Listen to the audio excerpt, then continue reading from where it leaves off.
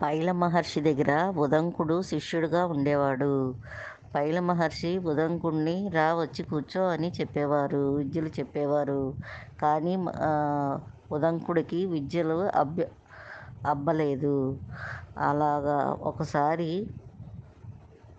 పళ్ళు ఊడిపోయినాయి ఉదంకుడికి. వెళ్ళి అద్దంలో చూసుకున్నాడు. అప్పుడు ఆయన తల ముగ్గుబుట్టయిపోయింది. అంటే 84 ఏళ్ళు 85 ఏళ్ళు వచ్చినాయి. ఆ గురువుగారి చదువు రాకపోయినా నేను గురువుగారి సేవ చేసుకుంటానని, గురుపత్ని సేవ చేసుకుంటానని అలా ఉండిపోయాడు. అప్పుడు గురువుగారి దగ్గరికి వెళ్ళాడు. అయ్యా, నాకు విద్య లేకుండానే చనిపోతానా అని ఏడ్చాడు.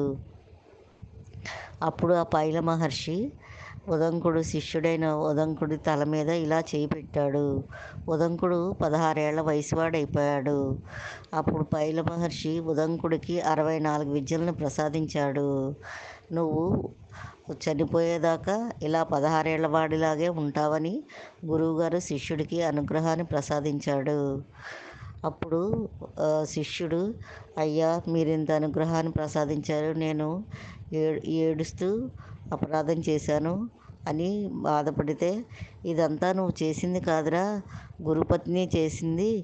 నువ్వు చేసిన ఈ శుశ్రూషకి ఆవిడ ఈ ఉదంకుడు ఇలాగా ఉండవలసిందేనా, ఆయన ఆ శిష్యుడికి అనుగ్రహాన్ని ప్రసాదించండి అని గురుపత్ని చెప్పింది. అందువల్లనే నువ్వు ఇలాగా నా దగ్గరకు వచ్చి అడిగావు